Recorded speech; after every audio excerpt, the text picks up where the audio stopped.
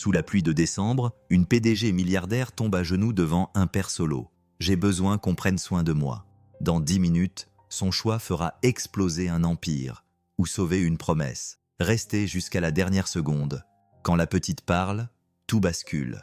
La pluie de décembre martelait le sol et les baies vitrées de la tour Sterling, la Défense, tandis qu'Olivia Bennett se tenait immobile dans son bureau d'angle au 42e étage. À 32 ans, elle dirigeait un empire financier d'une valeur de 3 milliards de dollars. Pourtant, la vue sur les gratte-ciel scintillants de Paris ne lui inspirait qu'un sentiment de vide.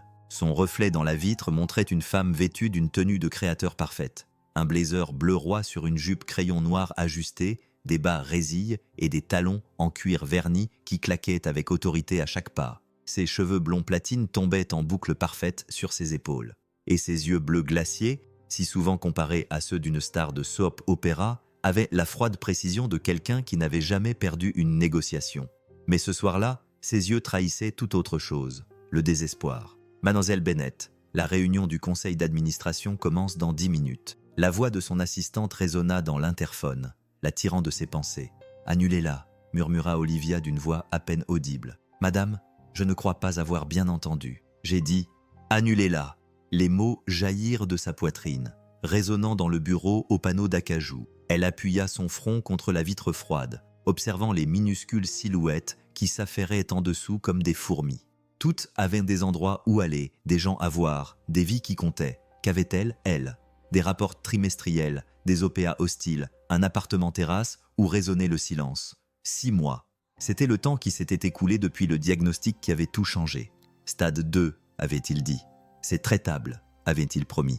Mais les traitements l'avaient laissé faible, vulnérable, dépouillée de l'armure qu'elle portait depuis l'enfance. Pour la première fois de sa vie, Olivia Bennett avait peur, pas de la mort. Elle avait fait la paix avec la mortalité, mais de mourir seule, sans amour, sans que personne ne la regrette, à part les actionnaires préoccupés par le cours des actions. Le souvenir des funérailles de son père, 3 ans auparavant, la hantait encore. Malcolm Bennett était mort entouré d'avocats, pas de sa famille. Les quelques parents qui avaient assisté à la cérémonie étaient venus pour la lecture du testament, pas pour pleurer le défunt. Olivia s'était tenue près de sa tombe et avait fait un vœu silencieux. Elle ne finirait pas comme lui. Pourtant, elle suivait exactement le même chemin, mesurant sa valeur en 0 sur un bilan. « Mademoiselle Bennett ?» La voix de son assistante s'était adoucie, inquiète. « Vous allez bien ?» Olivia se redressa, lissant sa jupe avec une précision acquise par l'habitude. « Je vais bien, Margaret. Dites-leur que j'arrive dans 5 minutes et appelez Richard. Dites-lui que les fiançailles sont rompues. » Il y eut un silence. « Vous en êtes sûr ? Je n'ai jamais été aussi sûr de quoi que ce soit dans ma vie. » Richard Worthington III, banquier d'affaires, chouchou de la haute société et son fiancé depuis 8 mois, était exactement le choix que son père aurait fait. Beau, riche, lié à toutes les bonnes familles. Il avait également une liaison avec sa secrétaire et lui avait demandé sa main parce que leur union serait bénéfique pour son portefeuille. Olivia le savait depuis des semaines et s'en moquait, car elle était tout aussi vide et calculatrice. Mais plus maintenant. Elle attrapa son manteau Burberry et se dirigea vers l'ascenseur privé, ignorant les protestations de Margaret au sujet de la réunion du conseil d'administration. L'ascenseur descendit rapidement, son estomac se nouant à chaque étage. Lorsque les portes s'ouvrirent sur le hall d'entrée, elle passa devant les colonnes de marbre et les luminaires en or, devant les agents de sécurité qui se redressèrent à son approche, devant l'imposante sculpture en bronze qui arborait le logo de son entreprise. Elle poussa les portes tournantes et sortit sous la pluie sans parapluie. L'eau froide imprégna immédiatement ses vêtements coûteux, mais elle s'en réjouit. C'était réel. C'était quelque chose qu'elle pouvait ressentir au-delà de l'engourdissement qui l'avait consumée pendant des mois. Elle marcha sans but. Ses talons éclaboussaient les flaques d'eau, son mascara coulait probablement sur ses joues, mais elle s'en moquait. C'est alors qu'elle l'aperçut. De l'autre côté de la rue, devant un restaurant italien haut de gamme, où elle avait organisé d'innombrables dîners d'affaires, un homme vêtu d'un uniforme de concierge gris était agenouillé sur le trottoir mouillé, réconfortant une petite fille qui pleurait. L'enfant, qui n'avait pas plus de 6 ans, portait une robe rose vive trop fine pour le temps qu'il faisait et des chaussures blanches désormais trempées. Ses cheveux blonds tombaient en boucles humides autour de son visage déformé par la détresse. « Papa, j'ai faim !» sanglotait la fillette en serrant les mains calleuses de son père. L'homme, âgé d'environ 35 ans, aux yeux bruns bienveillants et aux cheveux assombris par la pluie, serra sa fille contre lui. « Je sais, ma chérie, je sais. Mais on ne peut pas manger ici, tu te souviens ? Cet endroit t'est trop cher. Mais tu travailles ici, ils ne peuvent pas nous donner quelque chose. Émilie, ma chérie, ça ne marche pas comme ça. Sa voix se brisa sous le poids de l'épuisement et de la défaite. On va rentrer à la maison et je te préparerai les pâtes que tu aimes. D'accord. Celles avec du beurre et du fromage. Mais on n'a plus de fromage, murmura Émilie. Et la résignation absolue dans cette petite voix frappa Olivia comme un coup physique. Elle se retrouva à traverser la rue avant que sa conscience ne puisse l'en empêcher. L'homme remarqua son approche et serra instinctivement sa file contre lui, son langage corporel criant la fatigue. Olivia comprit pourquoi. Une femme vêtue de vêtements de marque, clairement riche, clairement issue d'un autre monde, s'approchant d'eux dans une rue pluvieuse. Rien de bon ne pouvait ressortir de cette rencontre fortuite. « Excusez-moi », dit Olivia, puis elle réalisa que sa voix était trop dure, trop semblable à celle qu'elle utilisait dans les salles de réunion. Elle réessaya, plus doucement. « Je suis désolée de vous déranger, mais je n'ai pas pu m'empêcher d'entendre votre conversation. Me permettriez-vous de vous offrir un dîner, à vous et à votre fille ?» La mâchoire de l'homme se crispa. L'homme se crispa. « Nous n'avons pas besoin de charité. Ce n'est pas de la charité. Je m'appelle Olivia, » dit-elle en marquant une pause, cherchant des mots qui ne sembleraient pas condescendants. « Je passe une journée horrible et j'aimerais faire quelque chose de bien pour quelqu'un. S'il vous plaît, cela m'aiderait plus que cela ne vous aiderait. » L'homme scruta son visage avec une intensité qui la mit mal à l'aise. Ses yeux bruns semblaient voir au-delà de son armure coûteuse, au-delà de son personnage de PDG, directement jusqu'à la femme effrayée qui se cachait derrière. Émilie tira sur sa manche. « Papa, elle a l'air gentille, et j'ai vraiment faim. » L'expression de l'homme s'adoucit, même si la méfiance persistait. « Un repas, puis nous serons quittes, vous retournerez dans votre monde et nous dans le nôtre. Compris ? Compris ?» Olivia acquiesça. Même si une partie d'elle savait que c'était un mensonge, quelque chose de fondamental avait changé à l'instant où elle avait vu cet homme réconforter sa fille avec un amour protecteur si intense. Quelque chose qu'elle ne pouvait nommer et qu'elle ne comprenait pas, mais qui l'attirait avec une force gravitationnelle. L'homme resta immobile, tenant la main d'Émilie. « Je m'appelle James, voici Émilie. »« Olivia » hésita-t-elle, avant d'ajouter. « Juste Olivia, tu mens. » Émilie dit cela d'un ton neutre, ses larmes oubliées, tandis qu'elle observait Olivia avec une perspicacité déconcertante. « Tu es quelqu'un d'important. Je le vois à tes beaux vêtements et à ta façon de te tenir droite, comme ma maîtresse quand elle est sérieuse. » Malgré tout, Olivia sentit un sourire se dessiner sur ses lèvres, son premier sourire sincère depuis des mois. « Tu es très observatrice, c'est ce que dit papa. Il dit que je remarque trop de choses. » Émilie pencha la tête. « Pourquoi pleures-tu ? Tes yeux sont rouges et gonflés, comme les miens quand je suis triste. » James s'éclaircit la gorge, embarrassé. « Émilie, c'est impoli. Ce n'est pas grave, » l'interrompit Olivia en s'agenouillant à la hauteur d'Émilie, abîmant ses bas sur le béton humide. Elle regarda l'enfant dans les yeux, des yeux si bleus qu'ils lui rappelaient quelqu'un, sans qu'elle puisse mettre un nom dessus, et sentit quelque chose se briser dans sa poitrine. « Tu as raison, je suis triste, très triste, mais te rencontrer me fait me sentir un peu mieux. Alors tu devrais absolument dîner avec nous, » déclara Émilie avec la certitude absolue que seule une enfant de 6 ans peut avoir. Papa dit toujours que partager un repas rend tout meilleur, même quand on n'a que des pâtes au beurre. Émilie. La voix de James contenait un avertissement. Quoi ? C'est vrai. Émilie leva les yeux vers son père avec une telle confiance et une telle adoration qu'Olivia sentit les larmes lui monter à nouveau aux yeux. Tu es la meilleure cuisinière du monde, même quand on n'a pas beaucoup à manger. Le visage de James rougit, mélange de fierté et d'humiliation. Il regarda Olivia et elle vit son propre désespoir se refléter dans ses yeux sous un angle différent.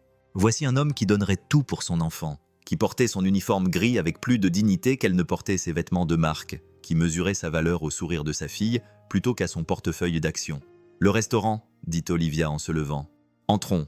Commandez ce que vous voulez, c'est moi qui invite, sans condition. »« Nous ne pouvons pas » commença James. « Papa, s'il te plaît. » La lèvre inférieure d'Émilie tremblait. « J'ai vraiment mal au ventre. » La défaite dans les épaules de James lorsqu'il acquiesça était déchirante. Olivia les conduisit à l'intérieur, très consciente de l'impression qu'il devait faire sur le maître d'hôtel. La femme riche aux vêtements mouillés coûteux, le concierge en uniforme, l'enfant dans sa robe usée. Mais elle avait organisé suffisamment d'événements ici pour que le personnel sache qu'il valait mieux ne pas faire de commentaires. « Mademoiselle Bennett !» salua le maître d'hôtel avec une chaleur acquise par l'habitude. « Votre table habituelle, la salle à manger privée, s'il vous plaît. Et le meilleur vin de Paolo, s'il vous plaît. Certainement, par ici. » Alors qu'il la suivait, Emily glissa sa petite main dans celle d'Olivia. Et ce geste était si naturel, si confiant, qu'Olivia crut que son cœur allait s'arrêter. À quand remonter la dernière fois où quelqu'un l'avait touchée avec une affection aussi sincère? Quand quelqu'un l'avait-il regardée et vu en elle autre chose qu'un compte en banque bien garni? La salle à manger privée était élégamment décorée, avec des murs couleur crème, un éclairage tamisé et une table pouvant accueillir 12 personnes, mais qui ne serait occupée que par eux 3.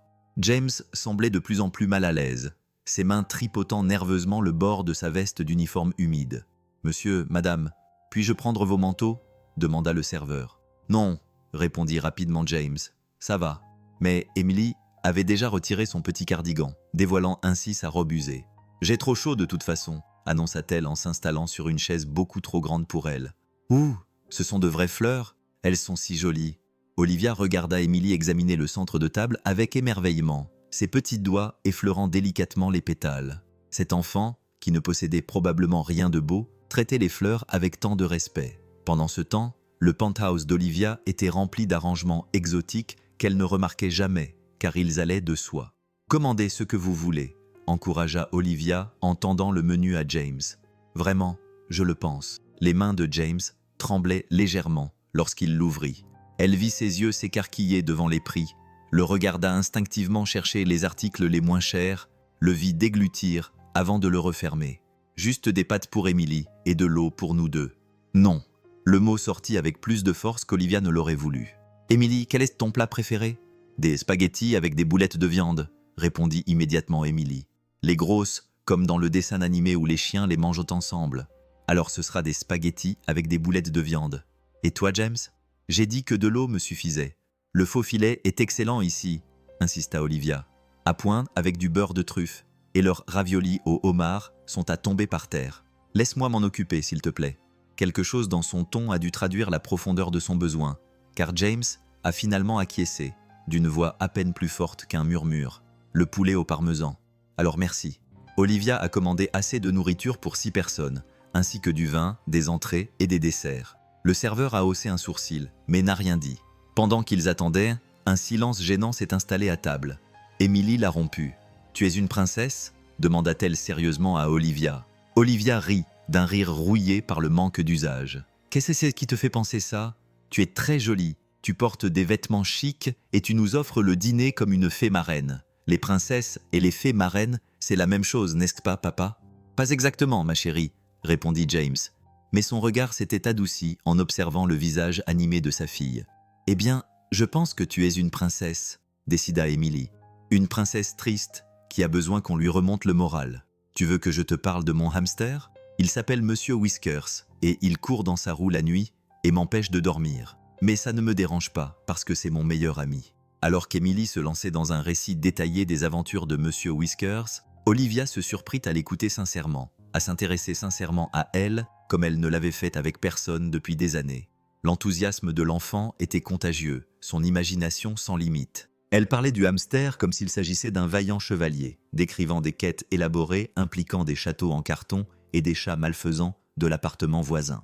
James regardait sa fille avec un amour si évident qu'Olivia dut détourner le regard. Qu'est-ce que cela ferait d'être aimée ainsi, d'être le monde entier de quelqu'un ? Elle avait passé sa vie à bâtir des empires. Et cet homme en uniforme gris avait quelque chose d'infiniment plus précieux dans sa poche usée, l'adoration inconditionnelle d'une enfant qui le considérait comme un héros. Le repas arriva et les yeux d'Emily s'écarquillèrent. « Papa, regarde, les boulettes de viande sont énormes. Surveille tes manières, » rappela gentiment James. Mais il fixait son assiette avec une expression qui suggérait qu'il ne se souvenait pas de la dernière fois où il avait mangé quelque chose d'aussi copieux. « Mange !» encouragea Olivia en regardant Emily s'attaquer à ses spaghettis avec l'enthousiasme que seule une enfant de 6 ans affamée pouvait manifester. James mangeait lentement, prudemment, comme s'il essayait de faire durer chaque bouchée. Olivia touchait à peine à son assiette, trop captivée par ce tableau de joie simple. Combien de dîners d'affaires avait-elle passé dans ce même restaurant, grignotant des repas 5 étoiles, tout en discutant de fusion et de marge bénéficiaire, sans jamais vraiment goûter quoi que ce soit. En regardant Emily se salir le menton avec de la sauce et James l'essuyer délicatement avec tendresse, elle réalisa qu'elle avait été affamée pendant des années, mais pas de nourriture. C'est le meilleur dîner de ma vie, déclara Emily, la bouche pleine de boulettes de viande. Encore mieux que mon anniversaire. Quand était ton anniversaire ? Demanda Olivia. Il y a 2 mois, j'ai eu 6 ans. Papa m'a fait des cupcakes avec un glaçage rose, nous avons chanté des chansons, et Monsieur Whiskers a pu manger un petit morceau de gâteau aux carottes. Des carottes, pas du gâteau, corrigea James avec un sourire. Les hamsters ne peuvent pas manger de gâteau. Tu te souviens ? Mais ils voulaient du gâteau. Je le voyais bien. Au fil du repas, Olivia apprit des bribes de leur histoire grâce au bavardage d'Emily et aux ajouts réticents de James. Ils vivaient dans un petit appartement dans le Montreuil. James avait 3 emplois. Il était concierge dans ce restaurant le soir, travaillait dans un entrepôt le week-end et était agent de sécurité de nuit dans un immeuble de bureaux. Emily allait à l'école publique et restait chez une voisine pendant les longues heures de travail de James. Sa mère était décédée 2 ans auparavant. D'un cancer, a dit James doucement, et la douleur dans sa voix suggérait que la blessure était encore fraîche. Maman a été très malade pendant longtemps, a ajouté Emily d'un ton neutre. Mais papa s'est occupé d'elle et de moi tout seul. C'est un super-héros. Les yeux de James brillaient. « Monsieur, ça suffit. C'est vrai. Tu l'es. Tu fais tout. » Le serveur apporta le dessert. Tiramisu, chocolat, gâteau au chocolat fondant, cannoli. Et le cri de joie d'Emily fit se retourner les autres clients. Olivia s'en moquait. Qu'il regarde ce moment de bonheur pur et sans filtre. Mais à mesure que le repas touchait à sa fin, la réalité reprit le dessus. James plia soigneusement sa serviette, son expression retrouvant la prudence et la méfiance de tout à l'heure. « Merci pour le dîner. C'était incroyablement généreux. » « Emily, remercie Madame Olivia. »« Merci, Princesse Olivia. » Emily jeta ses bras autour de la taille d'Olivia, dans une étreinte impulsive qui faillit briser ce qui restait du sang-froid d'Olivia. « De rien, ma chérie. » Ils se levèrent pour partir, mais Olivia se retrouva à les suivre jusqu'à la porte. La pluie avait cessé, laissant la rue glissante et réfléchissante sous les lampadaires. James se retourna, son expression suggérant qu'il savait ce qui allait arriver et qu'il le redoutait. « Puis-je vous revoir ?» Les mots sortirent de la bouche d'Olivia avant qu'elle ne puisse les retenir. « Je veux dire, pourrais-je emmener Emily au parc ou au zoo un de ces jours ? C'est juste que j'ai vraiment apprécié cette soirée. » Le visage de James se ferma immédiatement. « Ce n'est pas une bonne idée. Pourquoi ? Je n'ai pas d'intentions étranges. C'est juste que... » Olivia eut du mal à expliquer l'inexplicable. « Votre fille est merveilleuse. Vous êtes merveilleux. Et je me sens si seul que j'ai du mal à respirer la plupart du temps. » Cette honnêteté brute sembla choquer James et le réduire au silence. Emily tira sur sa main. « Papa, elle a dit qu'elle était triste. Nous devrions l'aider. Emily, va attendre près de ce banc là-bas. Je dois parler à mademoiselle Olivia en privé. Mais maintenant, s'il te plaît. » Emily s'éloigna péniblement, leur jetant des regards inquiets. James s'approcha d'Olivia, la voix basse et intense. « Écoutez, je ne sais pas ce que vous attendez de nous, mais nous ne sommes pas un cas social qui vous permet de vous sentir mieux dans votre peau. Nous ne sommes pas votre bonne action qui vous permet de dormir la nuit. Je travaille dur, je m'occupe de ma fille, et nous n'avons pas besoin que quelqu'un de votre monde débarque puis disparaisse quand elle s'ennuie. Ce n'est pas ça, protesta Olivia, même si une partie d'elle se demandait s'il avait raison. N'est-ce pas ? Vous jouerez avec Emily pendant quelques semaines, vous la couvrirez de cadeaux que nous ne pouvons pas nous permettre, vous lui ferez croire aux contes de fées, et ensuite, quand ta vraie vie te rappellera, quand la nouveauté aura disparu, tu disparaîtras, et ma fille se demandera ce qu'elle a fait de mal pour que la princesse s'en aille. Chaque mot était un poignard, précis dans sa coupe, et Olivia reconnaissait la douleur qui se cachait derrière. Il avait déjà été blessé. Il avait appris à ne faire confiance à personne, surtout pas à des gens comme elle. « Je suis en train de mourir », s'entendit-elle dire. James se figea. « Quoi ? J'ai un cancer. Au stade 2. Je suis sous traitement et le pronostic est bon. Mais je suis terrifié. J'ai 32 ans. J'ai 3 milliards de dollars. Et je réalise ce soir que quand je mourrai, personne ne me regrettera vraiment. Personne ne m'aime. Pas vraiment. Pas comme vous aimez Emily. Pas comme elle vous aime. » Des larmes coulaient maintenant sur le visage d'Olivia. Son armure soigneusement construite était en ruine. « Je ne veux pas de ta pitié. Je ne veux pas t'utiliser. Je ne sais même pas ce que je veux. Je ne sais même pas ce que je veux. Je sais juste que m'asseoir à cette table avec toi et ta fille était la première fois depuis des années que je me sentais humaine. » James la fixait, son expression passant du choc à la suspicion, puis à quelque chose qui aurait pu être de la compassion. « Je ne sais pas quoi dire. Dis oui. Dis que tu me laisseras faire partie de votre vie, même un tout petit peu. Je ne m'immiscerai jamais. Je n'essaierai jamais de remplacer qui que ce soit ni de changer quoi que ce soit. Je veux juste… » Sa voix se brisa. « Je veux juste ne pas mourir seul. » Le silence s'éternisa entre eux, lourd de tout ce qui n'était pas dit. Finalement, James expira lentement. « C'est fou. Je sais. Tu te rends compte que nous n'avons rien en commun, que nos vies sont complètement incompatibles. Je sais. Et que dès que cela ne sera plus bénéfique pour le bien-être d'Emily, cela prendra fin immédiatement, sans discussion, sans négociation. Je comprends. » James passa la main dans ses cheveux humides, l'air aussi perdu qu'elle se sentait. « 1 mois. Nous allons essayer pendant 1 mois. Tu peux passer du temps avec nous, apprendre à connaître Emily, peu importe. Mais dès que je pense que tu lui fais du mal, c'est fini. » « D'accord, d'accord. » Olivia fut submergée par un tel soulagement qu'elle crut s'évanouir. « Et pour information, » ajouta James d'une voix plus douce, « je ne pense pas que tu sois une mauvaise personne, juste une personne seule. Je comprends la solitude. » Avant qu'Olivia n'ait pu répondre, Emily revint en courant, le visage inquiet. « Vous vous disputez ? Ne vous disputez pas, s'il vous plaît. Les disputes font fuir les gens pour toujours. » James la prit dans ses bras et elle enroula ses bras autour de son cou. « Nous ne nous disputons pas, ma chérie. La princesse Olivia va être notre amie pendant quelque temps. Ça te ferait plaisir ?» Le visage d'Emily s'illumina comme un matin de Noël. « Vraiment ? Vraiment ? Vraiment ? Vraiment, vraiment ?» confirma Olivia, le cœur à la fois comblé et brisé alors qu'ils se séparaient. James et Emily se dirigeaient vers le métro. Olivia vers sa voiture qui l'attendait. Elle se retourna pour les regarder disparaître dans la foule.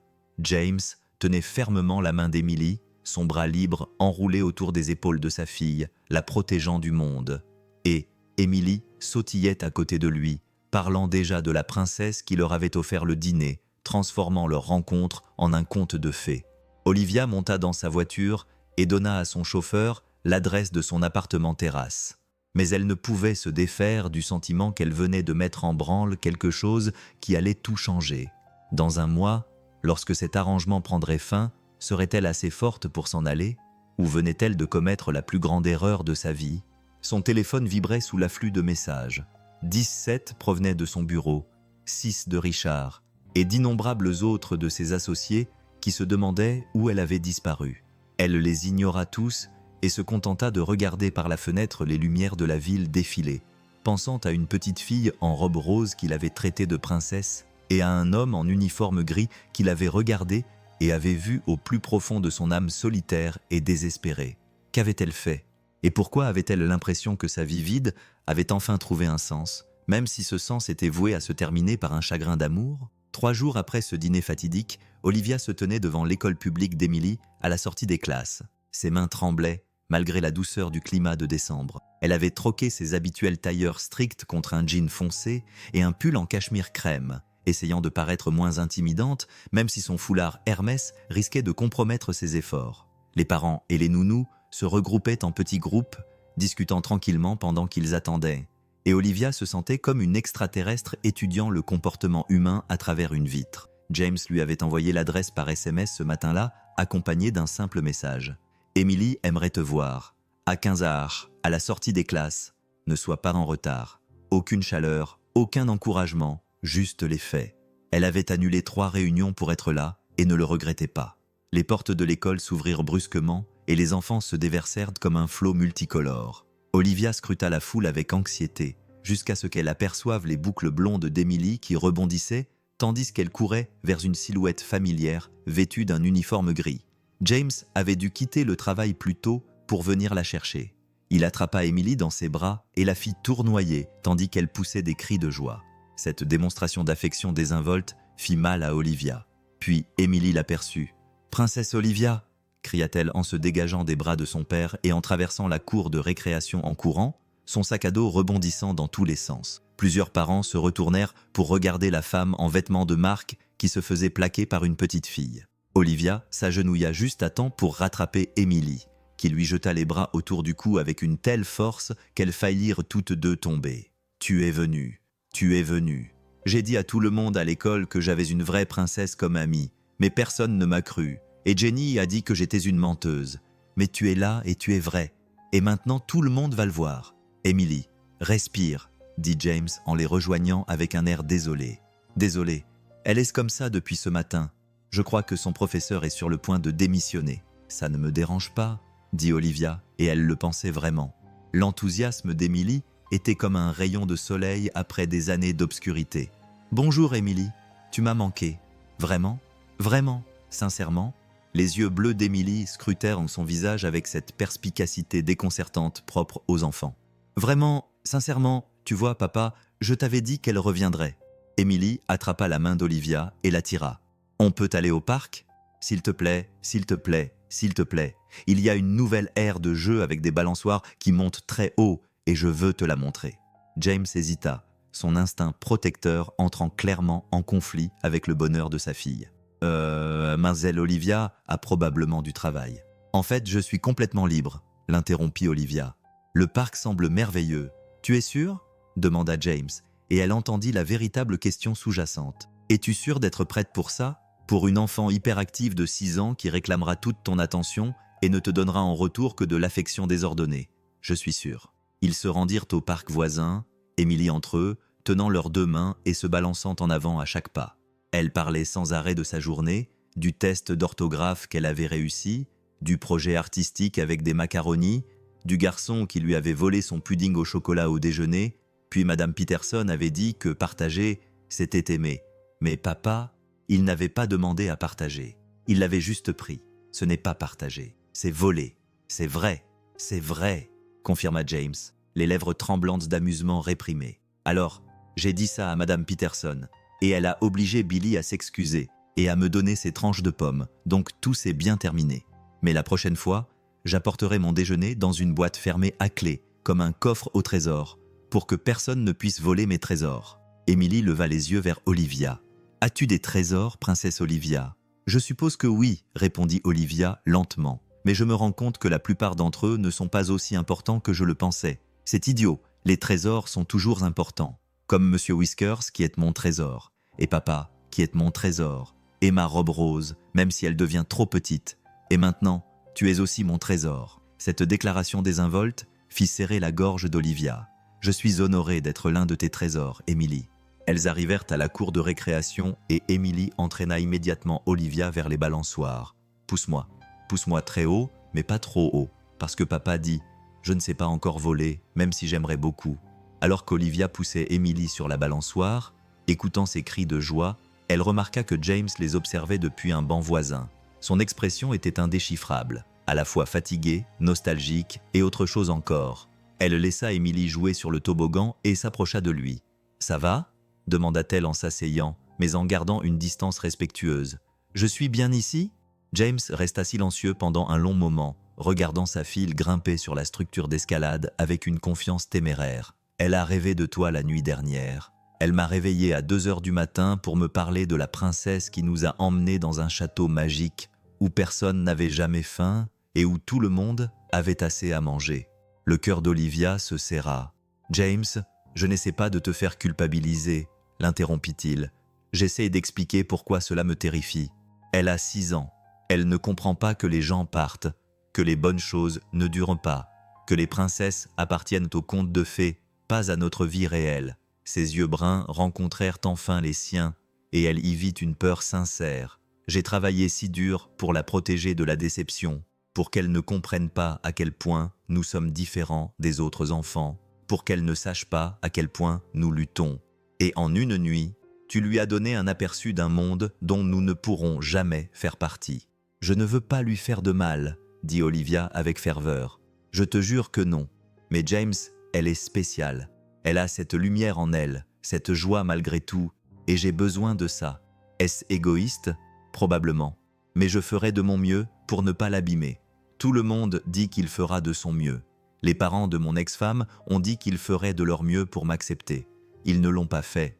L'assistante sociale a dit qu'elle ferait de son mieux pour nous aider après la mort de Sarah. Elle ne l'a pas fait. » La voix de James s'est légèrement brisée lorsqu'il a prononcé le nom de sa défunte épouse. « Essayer n'est pas toujours suffisant. Que veux-tu que je fasse ? Dis-le-moi et je le ferai. » James se frotta les yeux, l'épuisement transparaissant derrière son calme soigneusement entretenu. « Je veux que tu sois honnête. Si cela devient trop difficile, si ta vie réelle t'éloigne, dis-le-nous avant qu'Émilie ne s'attache davantage. Donne-nous une rupture nette plutôt que de fausses promesses. »« Je peux le faire, » acquiesça Olivia. Même si l'idée de s'éloigner de tout cela du rire d'Emily, de la force tranquille de James, lui semblait déjà impossible. « Papa, Olivia, regardez-moi ».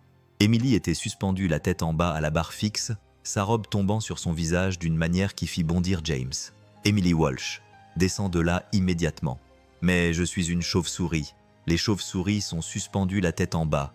Les chauves-souris n'expliquent pas non plus leurs blessures aux médecins des urgences. Descends, maintenant. » Emily se retourna avec une grâce surprenante et courut vers eux, rouge et souriante. « Vous avez vu?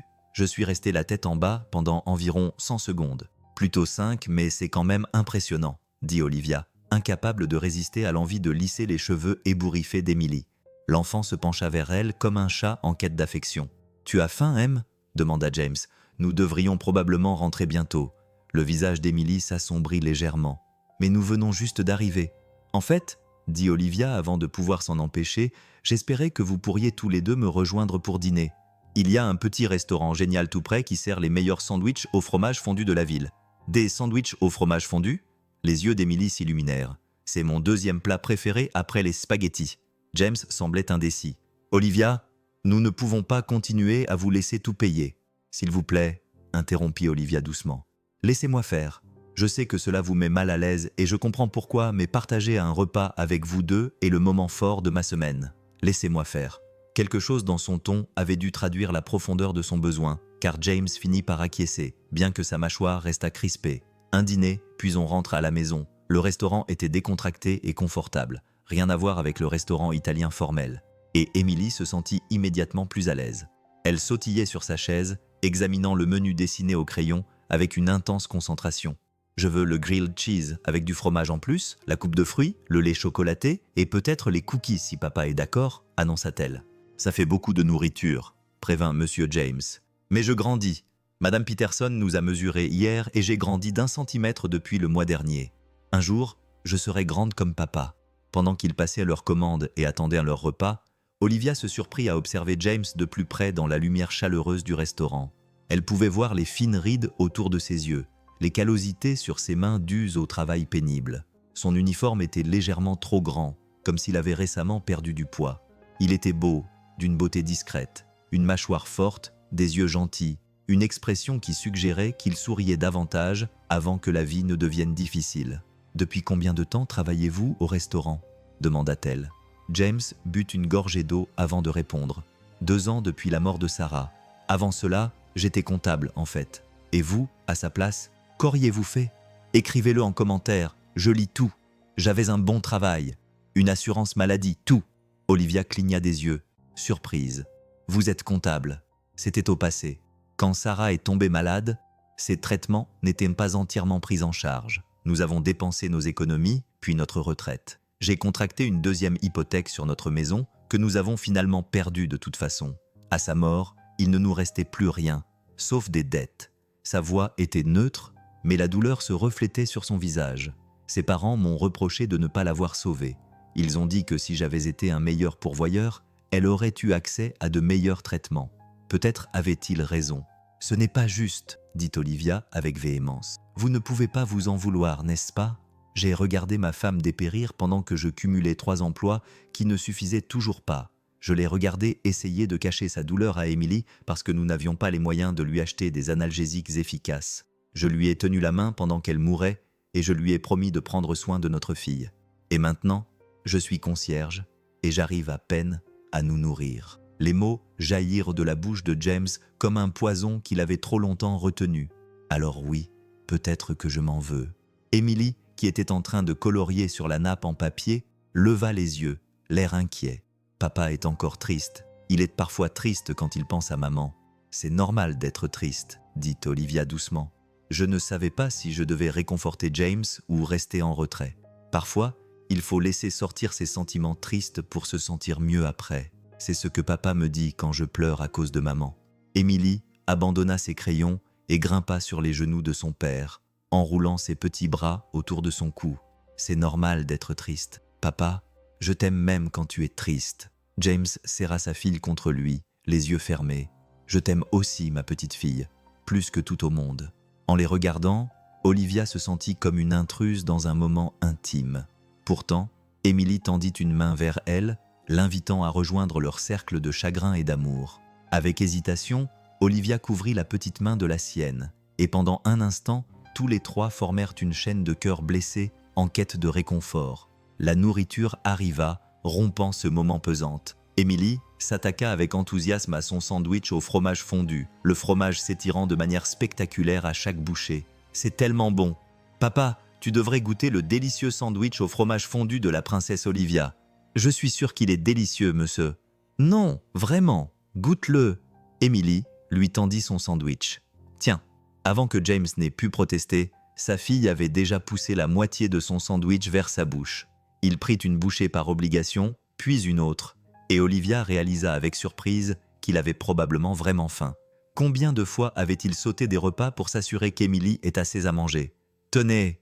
Olivia poussa son assiette vers lui. « J'ai commandé trop de toute façon. Aidez-moi à finir. Je ne peux pas. Vous pouvez et vous le ferez, sinon ça va être gaspillé et c'est triste. » Elle utilisa le même ton qu'elle employait dans les salles de réunion, ne tolérant aucune discussion. « Mangez, James, s'il vous plaît. » Il semblait vouloir refuser, la fierté l'emportant sur la faim, mais finit par prendre une frite dans son assiette, puis une autre. Bientôt, ils partageaient leur repas tandis qu'Emily racontait une histoire complexe sur son ami imaginaire Sparkle, qui vivait dans un arc-en-ciel et combattait les dragons avec gentillesse.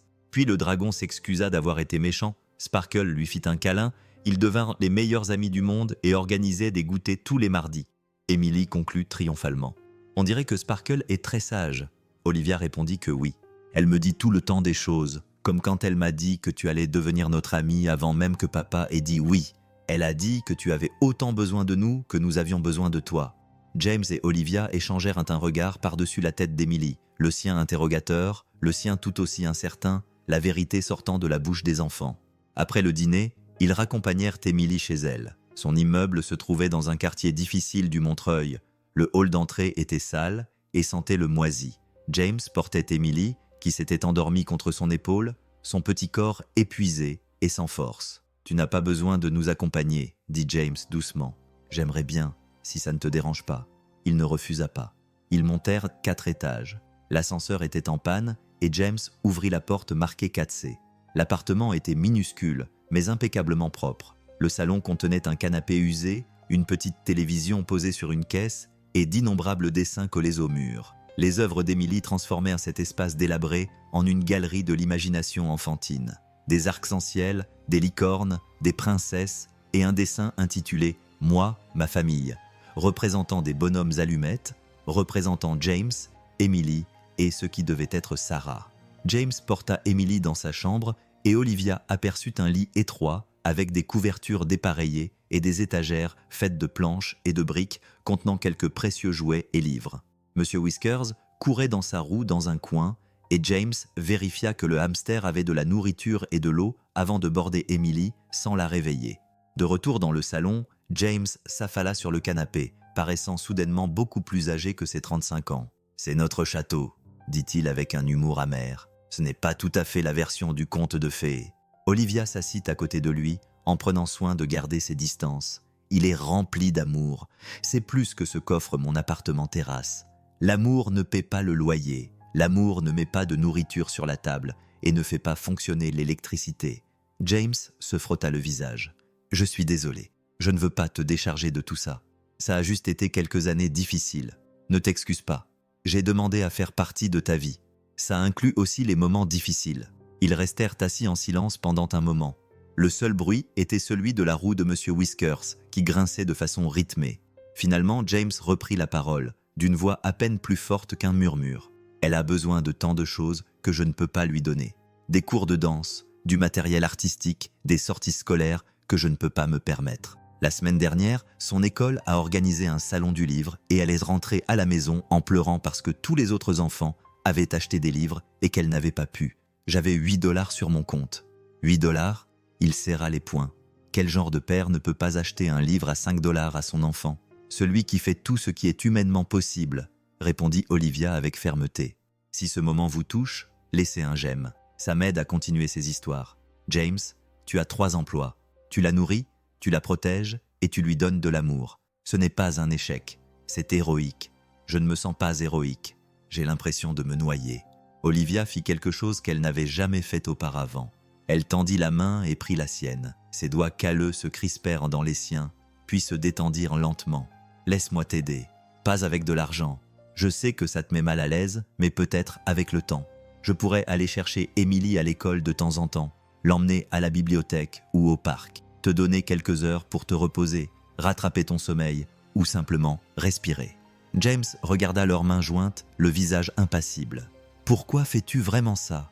Et ne me dis pas que c'est parce que tu te sens seule ou que tu es en train de mourir. Il y a autre chose, n'est-ce pas ?» Olivia songea à mentir, à maintenir les murs qu'elle avait soigneusement érigés. Mais quelque chose dans cet appartement minable, aux murs remplis d'amour, exigeait de l'honnêteté. Quand j'avais l'âge d'Émilie, mon père m'a envoyé en pensionnat. Non pas parce qu'il n'avait pas les moyens de me garder. Il était déjà riche, mais parce que je gênais son empire commercial. Elle sentit les larmes monter et continua. J'ai passé toutes mes vacances, tous mes anniversaires, tous les moments importants de mon enfance seule ou avec des nounous payés. J'ai créé mon entreprise pour prouver que je méritais l'attention de mon père. Il est mort sans jamais m'avoir dit qu'il m'aimait. Olivia, quand je vois Émilie avec toi, je vois tout ce que je n'ai jamais eu. Un parent prêt à tout sacrifier pour son enfant. Un amour inconditionnel, intense et réel. Et peut-être que j'essaie de ressentir, même indirectement, ce qu'est ce genre d'amour. Elle s'essuya les yeux brutalement. Alors oui, je me sens seule et je meurs. Mais surtout, j'essaie de combler un vide qui a marqué toute ma vie. Dacis, James lui serra la main. J'avais de bons parents. Ils sont morts dans un accident de voiture quand j'avais 23 ans, juste avant que je rencontre Sarah. Je pense qu'ils auraient adoré être les grands-parents d'Émilie. Sa voix était rauque d'émotion. Peut-être essayons-nous tous les deux de combler un vide, Olivia. Peut-être que ce n'est pas grave. Ils étaient assis là, sur son canapé usé, se tenant la main comme des enfants, effrayés par l'obscurité. Deux personnes issues de mondes complètement différents qui s'étaient retrouvées au milieu de leurs tempêtes respectives. Olivia savait que c'était dangereux, que chaque instant passé ici rendait plus difficile le moment où elle devrait partir. Mais le dessin d'Émilie représentant ma famille attira son attention, et elle se dit que peut-être, juste peut-être, il y avait de la place sur cette page pour un personnage supplémentaire. « Demain, à la même heure », demanda-t-elle. « Je pourrais aller chercher Émilie à l'école. » James hésita, puis acquiesça. « Demain. Mais Olivia, si cela devient trop difficile, si tu as besoin de prendre du recul, je te le dirai. Je te le promets. Une rupture nette, pas de faux espoirs. D'accord. » Puis il l'accompagna jusqu'à la porte. Et juste avant qu'elle ne parte, il dit doucement « Merci pour le dîner, pour m'avoir écouté, pour t'être soucié de ma fille. Merci de m'avoir accueilli. » répondit Olivia, et elle le pensait plus sincèrement qu'elle n'avait jamais rien pensé auparavant. Alors qu'elle descendait dans l'ascenseur, qui avait mystérieusement recommencé à fonctionner, et qu'elle montait dans sa voiture qui l'attendait, Olivia ressentit une sensation étrange dans sa poitrine. Il lui fallut un moment pour l'identifier. De l'espoir. Un espoir terrifiant, fragile, complètement irrationnel, qu'elle avait peut-être trouvé quelque chose de réel dans un petit appartement du Montreuil, quelque chose qui valait la peine de se battre, quelque chose qui pourrait réellement combler le vide qui la hantait depuis 32 ans. Son téléphone vibra, lui signalant des messages urgents de son bureau, mais elle le mit en mode silencieux et regarda plutôt les lumières de la ville, pensant à une petite fille qui rêvait de princesse et à un homme qui aimait suffisamment sa fille pour accepter l'aide d'une inconnue. Dans un mois, tout cela prendrait fin. Mais peut-être, juste peut-être, que 30 jours suffiraient pour lui apprendre à quoi ressemblait réellement l'amour. Et si son cœur se brisait à la fin, eh bien, au moins cela prouverait qu'elle en avait encore un. 2 semaines passèrent dans un tourbillon de trajets à l'école, de visites au parc et de dîners qui devinrent progressivement moins gênants. Olivia apprit la routine d'Émilie, comment elle enfilait toujours sa chaussure gauche en premier, qu'elle refusait de manger des légumes verts à moins qu'ils ne soient dissimulés dans une sauce au fromage, qu'elle racontait à Monsieur Whiskers des récits détaillés sur leur journée. Elle apprit également les habitudes de James, les cernes sous ses yeux qui ne disparaissaient jamais complètement, la façon dont il s'étirait le dos après avoir soulevé de lourdes caisses à l'entrepôt, la façon dont il vérifiait toujours son téléphone avec anxiété, attendant une crise qui viderait son compte bancaire presque vide. Ce à quoi Olivia ne s'attendait pas, c'était la rapidité avec laquelle Émilie allait se faufiler dans son cœur, ni la façon dont la force tranquille de James allait commencer à lui donner un sentiment de sécurité dans une vie qui avait toujours été un combat. C'est le 3e mardi de leur arrangement que tout a basculé. Olivia était allée chercher Emily à l'école comme d'habitude, et elles étaient allées à la bibliothèque où Emily avait insisté pour lire tous les livres sur les hamsters. Elle rentrait à pied à l'appartement d'Emily. Emily parlait avec enthousiasme de la dernière aventure de Monsieur Whisker. Lorsque le téléphone d'Olivia sonna, Margaret, son assistante, dit « Je suis désolée de vous interrompre, mais l'accord avec Hoffman est en train de capoter. Ils veulent vous rencontrer ce soir et menacent de se retirer si vous n'êtes pas là en personne. » Olivia eut un pincement au cœur. L'acquisition de Hoffman, 6 mois de négociation, un accord d'une valeur de 200 millions.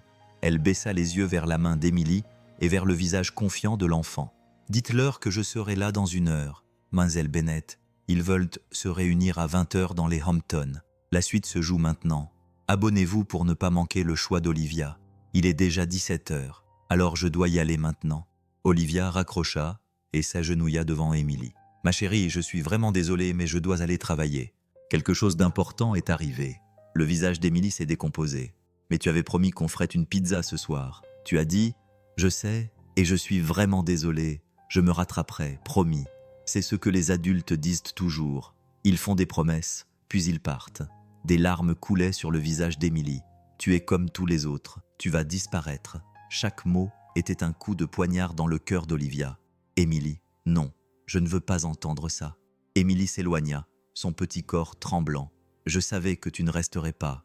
Je le savais. » James apparut dans l'embrasure de la porte de l'appartement, toujours vêtu de son uniforme gris de jour, le regard dur en évaluant la scène. « Que se passe-t-il ?»« J'ai une urgence au travail, » dit Olivia, impuissante. « Je dois annuler ce soir. »« Bien sûr. » La voix de James était neutre, dénuée d'émotion, ce qui était en quelque sorte pire que la colère. « Emily, rentre à l'intérieur. »« Mais papa, rentre à l'intérieur, Emily. » La petite fille passa en courant devant son père, ses sanglots résonnant dans le couloir lugubre. James sortit, referma la porte derrière lui et fixa Olivia d'un regard qui lui donna envie de se recroqueviller. « 2 semaines ? Tu as tenu 2 semaines avant que ta vraie vie ne te rattrape. Ce n'est pas juste. C'est mon entreprise, ma responsabilité. Et Emily est ma responsabilité. » James l'interrompit. « Une responsabilité dans laquelle je t'ai bêtement laissé entrer. Tu sais ce qu'elle m'a dit ce matin ? Elle m'a dit que quand elle serait grande, elle voulait être comme toi, réussir, être jolie et gentille. Elle t'imagine déjà comme une présence permanente dans sa vie. James, je vais reporter le rendez-vous. » « Non, ne fais pas ça. » Il passa la main dans ses cheveux, l'épuisement et la déception pesant sur chaque trait de son visage. « C'est ce que je redoutais. Tu as eu ta dose de satisfaction personnelle et maintenant, la vraie vie te ramène à ta place. Ce n'est pas ça, n'est-ce pas ? Regarde-toi, tu es déjà en train de consulter ton téléphone, déjà mentalement absent. Tu es dans mon immeuble, mais tu es déjà dans les Hamptons ou ailleurs, là où vont les gens comme toi. » Sa voix se brisa légèrement. « Je ne te blâme pas, c'est qui tu es. Mais Emily, elle a 6 ans. Elle ne comprend pas que les princesses ne peuvent pas rester dans le monde réel. » Olivia sentit les larmes couler sur son visage. « Je tiens à elle, à vous deux. Ce n'est pas juste un passe-temps charitable. Alors prouve-le. Annule ta réunion. Reste. » Les mots restèrent suspendus entre eux comme un défi, comme un test qu'elle était destinée à échouer. Olivia pensa à l'accord avec Hoffman, aux actionnaires de son entreprise, à sa réputation. Puis elle pensa au visage baigné de larmes d'Emily, à son accusation. « Tu es comme tous les autres. » Elle sortit son téléphone. « Qu'est-ce que tu fais ?» demanda James. « J'appelle mon assistante. » Olivia composa le numéro, la main tremblante. « Margaret, annule la réunion avec Hoffman. Dis-leur que je participerai à une vidéoconférence demain matin à 7 h s'ils le souhaitent, mais que je ne suis pas disponible ce soir. »« Non, mais Sandy et... Oh, Mademoiselle Bennett, ils vont laisser tomber cette affaire. » Alors qu'ils laissent tomber. Certaines choses sont plus importantes que l'argent. Elle raccrocha avant que Margaret ne puisse protester davantage et regarda James. « Je reste. Emily et moi allons faire une pizza, comme je lui ai promis. » James la fixa du regard, son expression changeant légèrement. « Tu viens de laisser passer un contrat important pour une pizza avec une enfant de 6 ans. » « Oui, c'est fou, probablement. » Olivia s'essuya les yeux. Mais Emily avait raison. Trop de gens lui avaient fait des promesses qu'ils n'avaient pas tenues. « Je ne serai pas le prochain. » Pendant un long moment, James ne dit rien. Puis, incroyablement, ses lèvres esquissèrent quelque chose qui ressemblait presque à un sourire. « Tu es complètement folle. Je commence à m'en rendre compte. » Emily appela James à travers la porte. « Viens ici, s'il te plaît. » La porte s'entr'ouvrit et Émilie jeta un coup d'œil, le visage encore rouge et taché. La princesse Olivia s'en va? Non, ma chérie, elle reste pour la pizza. Vraiment? L'espoir et la suspicion se lisaient sur le visage d'Émilie. Tu ne mens pas. Olivia s'agenouilla à nouveau, se mettant à la hauteur d'Émilie. Je ne mens pas. J'ai annulé mon rendez-vous. Je reste ici et nous allons faire la meilleure pizza du monde. Et Émilie, je suis désolé de t'avoir fait peur. Je suis désolé de t'avoir fait croire que je partais. J'apprends à être une bonne amie et parfois je fais des erreurs, mais je te promets que j'essaye. Émilie scruta son visage avec cette perspicacité déconcertante, puis acquiesça lentement. D'accord, mais si tu romps une autre promesse, je vais être vraiment, vraiment en colère. C'est juste, et tu dois me laisser mettre de l'ananas sur la pizza, même si papa dit que c'est mauvais. Hé, protesta James. Mettre de l'ananas sur une pizza est un crime contre l'humanité. Ce n'est pas vrai. C'est délicieux. Émilie avait déjà retrouvé son enthousiasme habituel. C'est vrai, Olivia. Honnêtement, je n'ai jamais essayé, admit Olivia. Émilie eut un hoquet de surprise. Tu n'as jamais goûté de pizza à l'ananas? Oh mon Dieu, il faut remédier à ça tout de suite. C'est une urgence ananas. Alors qu'Émilie la traînait à l'intérieur de l'appartement, bavardant sur le bon rapport ananas-fromage, Olivia croisa le regard de James. Il articula « merci » sans un mot. Elle acquiesça et ils se comprirent sans avoir besoin de parler. Ils préparèrent une pizza maison. Ou plutôt, Émilie et Olivia préparèrent la pizza tandis que James supervisait et commentait leur technique. Émilie a insisté pour tout faire elle-même, ce qui a eu pour résultat de la sauce au plafond, du fromage dans ses cheveux et plus de garniture sur le sol que sur la pizza elle-même. Olivia s'est retrouvée à rire comme elle ne l'avait pas fait depuis des années, couverte de farine et sans se soucier le moins du monde de son jean de marque. « C'est la pizza la plus salissante que j'ai jamais vue », a observé James, essayant de prendre un air sévère, mais sans y parvenir, car Émilie étalait une nouvelle poignée de mozzarella sur la pâte. « C'est une pizza artistique », déclara Émilie. « Comme ces peintures sophistiquées qui ne ressemblent à rien, mais qui coûtent $1 million. Tu veux dire que ma pizza ne ressemble à rien ?» Olivia fit semblant d'être offensée. « Non, elle ressemble à de l'amour. C'est ce que dit papa. Les plats préparés avec amour ont toujours meilleur goût, même s'ils ont l'air bizarres. » Ils cuisirent la pizza et la mangèrent par terre dans le salon. Émilie était assise entre elles, et toutes trois convinrent que malgré son apparence, elle était délicieuse. Même l'ananas, qu'Olivia dut admettre n'était pas aussi horrible qu'elle l'avait imaginé. Après le dîner, Émilie réclama une histoire. Alors elles se blottirent toutes sur le canapé. Émilie au milieu. Olivia commença à lire un livre emprunté à la bibliothèque, mais Émilie l'interrompit. « Non, raconte une histoire que tu as imaginée, celle d'une princesse qui apprend à être courageuse. » Olivia s'est donc retrouvée à inventer une histoire sur une princesse qui vivait dans une haute tour en or et qui était très seule jusqu'à ce qu'elle rencontre un gentil chevalier et sa fille. Elle a essayé de rester subtile, mais Émilie a tout de suite compris. La princesse, c'est toi, le chevalier, c'est papa, et la fille, c'est moi, a annoncé Émilie triomphalement. Olivia a peut-être concédé avec un sourire. Que se passe-t-il ensuite? La princesse quitte-t-elle sa tour? Olivia a hésité, incertaine de la réponse. James croisa son regard par-dessus la tête d'Émilie et elle vit son propre doute se refléter dans ses yeux. La princesse est encore en train de réfléchir, dit-elle finalement. Quitter la tour fait peur. Et si le monde extérieur était dangereux? Et si elle ne savait pas comment vivre ailleurs? Mais elle a le chevalier et sa fille pour l'aider, dit Émilie avec une confiance absolue. Ils peuvent lui apprendre à être courageuse. Et peut-être qu'elle pourra aussi leur apprendre des choses, comme comment être chic et acheter des livres à la foire du livre. James s'éclaircit la gorge, la voix chargée d'émotion. C'est une bonne fin. Monsieur, la princesse apprend qu'elle n'a pas à être seule. Et le chevalier apprend qu'il n'a pas à tout faire tout seul. Exactement. Émilie bâilla énormément. Je peux dormir ici ce soir comme pour une soirée pyjama? Je ne sais pas, ma chérie, commença James. S'il te plaît, je te promets que je m'endormirai tout de suite. Je ne poserai pas de questions, je ne demanderai pas d'eau, je ne ferai rien. James regarda Olivia, qui haussa les épaules. Je t'aiderai à la porter jusqu'à son lit quand elle s'endormira dans 5 minutes. 3 minutes, rétorqua James. 2, paria Olivia. Émilie tint exactement 90 secondes avant que ses yeux ne se ferment, son petit corps s'affaissant contre Olivia. James la souleva délicatement et ensemble, ils la portèrent jusqu'à sa chambre. Émilie ne se réveilla pas lorsque James l'aborda et l'embrassa doucement sur le front. « Je t'aime jusqu'à la lune et retour. Ma petite fille » murmura-t-il. De retour dans le salon, l'atmosphère semblait différente sans le bavardage d'Émilie pour la remplir. Olivia se sentit soudain mal à l'aise. consciente qu'elle était seule avec James dans son appartement tardant la nuit, que cette intimité était dangereuse et déroutante et ne ressemblait en rien à sa vie soigneusement contrôlée. « Je devrais y aller », dit-elle. « Reste. » La voix de James était calme mais ferme. « S'il te plaît, je pense que nous devons parler. » Olivia se rassit sur le canapé en gardant une distance prudente. « À propos de quoi ? » ?»« À propos de ce que tu as fait ce soir, en annulant ta réunion. » James se pencha en avant, les coudes sur les genoux.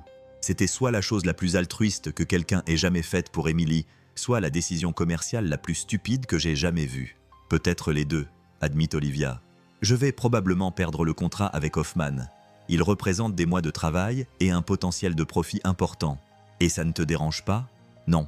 Mais ça me dérange encore moins de briser le cœur d'Emily. » Olivia tordit ses mains l'une contre l'autre. « Quand j'étais en internat, mon père a annulé 4 fois sa visite en un semestre, toujours pour des raisons professionnelles, toujours en promettant de se rattraper. Il ne l'a jamais fait. Je me souviens de ce que j'ai ressenti, de croire que personne ne me choisirait plutôt que quelque chose d'autre. Ton père a l'air d'être un sacré personnage. C'était un brillant homme d'affaires, dit Olivia avec prudence. Mais pas vraiment un père. Tu n'es pas comme lui, dit James. Le fait que tu aies même envisagé de rester le prouve. Mais j'ai failli partir. J'ai failli accepter l'accord. Failli ne compte pas. Tu es resté. C'est ce qui compte. » Ils restèrent assis dans un silence confortable pendant un moment. Puis James reprit la parole, d'une voix hésitante. « Je peux te poser une question personnelle ? » ?»« Bien sûr. Ton cancer, à quel stade en est-il vraiment ?» Olivia prit une profonde inspiration. « Stade 2. Comme je te l'ai dit, l'oncologue est optimiste. J'ai suivi 3 cycles de chimiothérapie et la tumeur rétrécit, mais il n'y a aucune garantie. Je pourrais aller bien, je pourrais faire une rechute ou je pourrais... Je ne le saurais pas avant 6 mois. C'est terrifiant. » « Oui, » admit Olivia. « Mais tu sais ce qui est encore plus terrifiant ? L'idée de traverser cette épreuve seule, de mourir dans une chambre d'hôpital stérile, avec seulement mon assistante pour me tenir la main, parce qu'elle est payée pour s'occuper de moi. » James tendit la main et recouvrit la sienne de la sienne. « Tu n'es plus seul, James. Je le pense vraiment. Je ne sais pas ce qu'il y a entre nous. De l'amitié, de la charité, un désespoir mutuel, mais tu n'es pas seul. Emily t'adore, et moi aussi. » Il marqua une pause, semblant lutter contre lui-même. « Je te respecte plus que je ne l'aurais cru. Tu n'es pas celle que je pensais que tu serais. Comment me voyais-tu ? Superficielle, égocentrique, quelqu'un qui débarquerait, perturberait nos vies et disparaîtrait. » Il sourit. « Je ne suis toujours pas convaincu que tu ne disparaîtras pas, mais je commence à croire que tu te sentirais mal si c'était le cas. » Olivia rit. Ce rire était plus sincère que tout ce qu'elle avait pu émettre depuis des mois. « C'est probablement la chose la plus gentille qu'on m'ait dite depuis des années. Ta vie a l'air déprimante. » C'était vrai. Ça l'est. Sauf pour ça. Elle fit un geste vers l'appartement délabré. D'une certaine manière, ce salon en désordre, avec sa télévision cassée et la roue de hamster qui grince en arrière-plan, me fait plus penser à un foyer que mon appartement luxueux ne l'a jamais fait. C'est peut-être la chose la plus triste que j'ai jamais entendue. Je te l'avais dit. Déprimant. Ils se sourirent et quelque chose changea dans l'air entre eux. Quelque chose de chaud, de terrifiant et plein de possibilités. James sembla le ressentir aussi, car il retira rapidement sa main et se leva. « Il est tard. Je devrais te laisser partir. » Olivia se leva également, déçue mais compréhensive. « Demain à la même heure. » En fait, James hésita. « Demain, je ne travaille pas au restaurant. J'avais prévu d'emmener Emily à la journée portes ouvertes du musée. Tu veux venir avec nous ? J'adorerais. Ce n'est pas très chic, prévint-il. Juste le musée d'histoire naturelle. On emporte des sandwichs et on y passe toute la journée. Car l'entrée est gratuite le mercredi. James, je me fiche du chic. Je veux juste passer du temps avec vous deux. » Il l'accompagna jusqu'à la porte et juste avant qu'elle ne parte, il dit « Pour ce que ça vaut, je suis content que tu sois resté ce soir. Emily n'est pas la seule qui aurait été déçue si tu étais parti. » Le cœur d'Olivia fit un bond. Oui, oui. Elle rentra chez elle dans sa voiture, l'esprit en ébullition. Dans sa poche, son téléphone vibrait sans cesse. Des messages de Margaret lui annonçant que l'accord avec Hoffman était tombé à l'eau. Des emails de membres du conseil d'administration exigeant des explications. Des SMS de collègues inquiets. Elle les ignora tous. Au lieu de cela, elle repensa à la main de James qui recouvrait la sienne, à la douceur de son regard lorsqu'il lui avait dit qu'elle n'était plus seule, à la foi inébranlable d'Emily, dans le fait que la princesse apprendrait à quitter sa tour. 2 semaines s'étaient écoulées depuis le début de leur accord d'1 mois, et Olivia redoutait déjà la fin. Comment allait-elle pouvoir s'en aller ? Loin du rire d'Emily, de la force tranquille de James et du sentiment qu'elle était peut-être en train de devenir quelqu'un qui valait la peine d'être connu, la voiture s'arrêta devant son immeuble et le portier se précipita pour lui ouvrir la porte. « Bonsoir, mademoiselle Bennett. Bonsoir, Marcus. » Elle sortit, puis s'arrêta. « Marcus, avez-vous des enfants ?» Il eut l'air surpris par la question. « 3, madame. 2 garçons et une fille. Êtes-vous heureuse, madame? Dans votre vie, avec votre famille, êtes-vous heureuse ?» Marcus sourit, son visage tout entier se transforma. « Chaque jour, madame, même quand il me rend fou, même quand l'argent est rare, je suis heureux. Merci, Marcus. C'est... merci. » Dans son penthouse, Olivia traversa des pièces qui lui donnèrent soudain l'impression d'être un mausolée. 418 mètres carrés de marbre et de meubles design, sans une seule photo, sans une seule touche personnelle. Elle ouvrit son ordinateur portable pour vérifier les dégâts causés par l'accord avec Hoffman et trouva exactement ce à quoi elle s'attendait. L'accord était mort. Les acheteurs étaient passés à autre chose. Son conseil d'administration était furieux. Elle aurait dû s'en soucier. C'était son entreprise, l'œuvre de sa vie, l'héritage de son père. Mais tout ce à quoi elle pouvait penser, c'était à une petite fille qui mettait de l'ananas sur sa pizza et parlait à son hamster, et à un homme qui cumulait 3 emplois et trouvait encore l'énergie de border sa fille avec tant de tendresse. Olivia a sorti son répertoire et a appelé son avocat. « Jonathan, j'ai besoin que tu rédiges quelques documents pour moi, discrètement, sans laisser de traces écrites pour l'instant. Je veux créer un fonds fiduciaire de 2 millions de dollars, accessible lorsque le bénéficiaire aura 18 ans pour financer ses études universitaires, ou plutôt en cas d'urgence.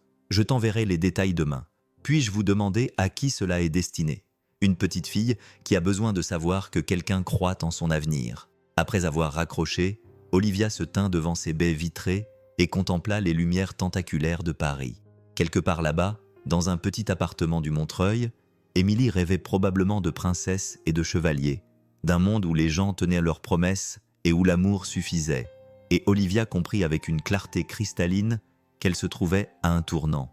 Elle pouvait retourner à son ancienne vie, profiter des 2 semaines restantes avec James et Emily comme une agréable parenthèse avant de retourner à son empire, où elle pouvait faire quelque chose de terrifiant, de stupide et peut-être de magnifique. Elle pouvait les choisir, vraiment les choisir, non pas comme une échappatoire temporaire, mais comme un changement permanent. Le problème, c'était que les choisir signifiait admettre qu'elle avait plus besoin d'eux qu'ils n'avaient besoin d'elle. Cela signifiait se montrer vulnérable d'une manière qu'elle ne s'était jamais autorisée. Cela signifiait risquer le rejet ultime. Et si, à la fin du mois, James lui demandait quand même de partir?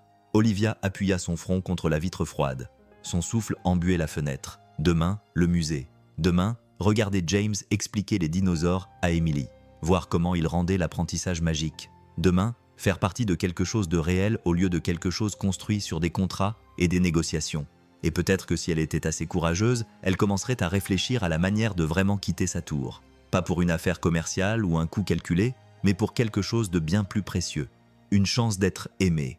Pas pour son argent ou son pouvoir, mais simplement pour qui elle était sous toute cette armure. Son téléphone vibra une fois de plus. Un SMS provenant d'un numéro inconnu. « Merci d'être resté, Jay. » Olivia enregistra le numéro sous le nom de James et répondit « Merci de m'avoir donné une raison de rester. » Puis elle fit quelque chose qu'elle n'avait jamais fait auparavant. Elle éteignit complètement son téléphone, se coupant de son entreprise, de ses obligations, de tout son monde artificiel. Pendant une nuit, elle ferait semblant d'être simplement Olivia et non Olivia Bennett, PDG milliardaire. Juste Olivia, qui avait appris à faire de mauvaises pizzas et qui adorait chaque moment désordonné de cette activité. Et demain, elle déciderait de la suite. Le monde d'Olivia s'est effondré quand Emily s'est évanouie au musée.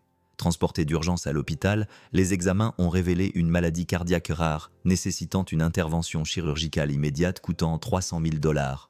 James s'est effondré, incapable de payer. Olivia n'a pas hésité. Elle a tout payé. Mais Emily, encore groggy à cause des sédatifs, a murmuré quelque chose qui a glacé tout le monde. Maman m'a dit dans mon rêve « Tu es ma vraie mère ». James est devenu pâle. C'est impossible. Les mains d'Olivia tremblaient, tandis que des fragments de mémoire lui revenaient.